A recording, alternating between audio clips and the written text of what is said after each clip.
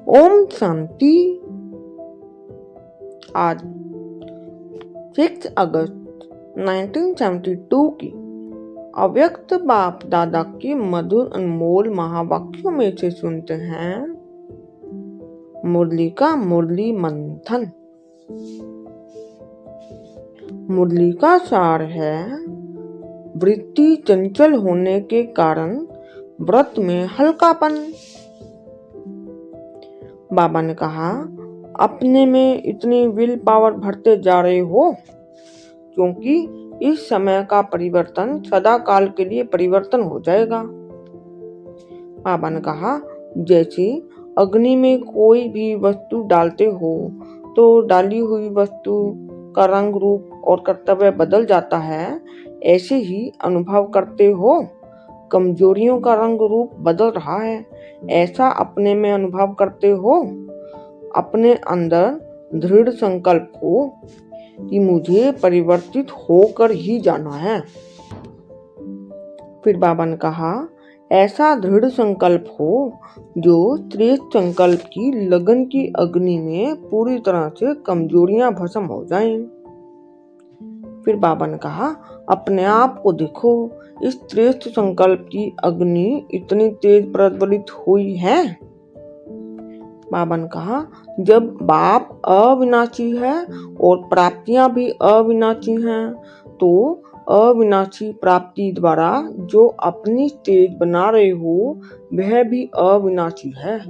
बाबा ने कहा, अगर वृत्ति श्रेष्ठ है तो इसके आगे कोई भी परिस्थिति वार नहीं कर सकती।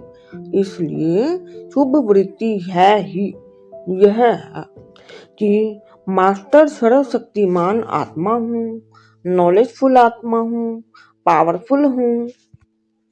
फिर बाबा ने कहा, वृत्ति चंचल होने का कारण ही यही है कि जो आने से ही पहला व्रत लेते हो व प्रतिज्ञा करते हो उनसे नीचे आ जाते हैं। बाबा ने कहा, पहला व्रत है मन वचन कर्म में पवित्र रहेंगे। दूसरा व्रत एक बाप दूसरा न कोई, यह व्रत सभी ने लिया हुआ है। बाबा ने कहा, आपने व्रत कहाँ तक धारण किया है? व्रत को सदा कायम रखा जाता है। भक्त लोगों की अगर जान भी चली जाए तो भी व्रत नहीं तोड़ते। तो आप लोगों ने भी यह व्रत धारण किया तो सदैव स्मृति में रखो। फिर बाबा ने कहा, स्मृति से कभी भी वृत्ति चंचल नहीं होगी तो परिस्थिति व प्रकृति के कोई भी विघ्नों के वंश नहीं होंगे। प्रकृति को दासी, परिस्थिति को स्वस्थिति, प्रवृत्ति को शुद्ध प्रवृत्ति का सैंपल बनाकर दिखाएंगे। फिर बाबा ने कहा, भाग्य बनाने वाले आप हो ना, भाग्य बना कर ही जाओ। वह भाग्य बनाने की इतनी तीव्र प्रेरणा देकर जाओ जो आपके पीछे पीछे आकर्षित हो। भाग्य बनाने बिना रह ना सके। आप कितनी श्रेष्ठ आत्माएं हो ना, तो कोई विशेष कर्तव्य करना चाहिए ना।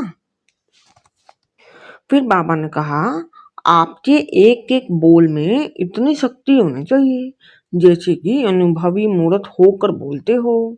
आप बोलते जाएं और वह अनुभव करते जाएं। बाबा ने कहा, एक एक बोल के साथ किसको अनुभव कराते जाओ। जैसे किसी को पहला पाठ देते हो, आप आत्मा हो, बोल के साथ उन्हों को अनुभव कराते जाओ। यही तो विशेषता है। बाबा ने कहा, अपने में सर्व विशेषताओं को धारण करो। अपने आप में अगर विशेषता को धारण नहीं किया है तो औरों को भी धारणा मूर्त नहीं बना सकते हो। फिर बाबा ने कहा, बाप दादा के सम्मुख जो व्रत लिया है ना, उसमें सदा कायम रहो। फिर देखो रिजल्ट क्या निकलती है। जब व्रत लिया है कि एक बाप दूसरा ना कोई, तो फिर बुद्धि क्यों जाती है। बाबा ने कहा, जो बाप से सुनना है वही बोलना है। फिर और शब्द व व्यर्थ बातें कैसे कर सकते हो। यह तो व्रत को तोड़ना हुआ ना। जब आत्म अभिमानी हो रहने का व्रत लिया है तो फिर देह को देखते ही क्यों हो? यह व्रत को तोड़ना हुआ ना। बाबा ने कहा, अमृत वेले से लेकर अपने आप को चेक करो कि जो व्रत लिया है उस पर चल रहे हैं।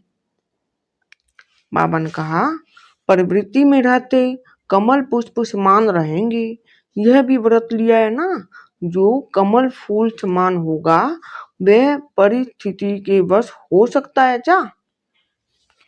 बाबा ने कहा, अगर आपकी वृत्ति श्रेष्ठ है तो वृत्ति के आधार से वायुमंडल को शुद्ध बना सकते हो। इतनी पावर है। बाबा ने कहा, इस व्रत को बार बार अपने बुद्धि में रिवाइज करो कि कौन सी प्रतिज्ञा बाप से की है, कौन सा व्रत लिया है, तो फिर यह व्रत रिफ्रेश होगा, स्मृति में रहेगा। जितना स्मृति में रहेगा उतनी समर्थी रहेगी। तो ऐसा अपने को समर्थ बनाओ। फिर बाबा ने कहा, पूरा निश्चय बुद्धि बनना है।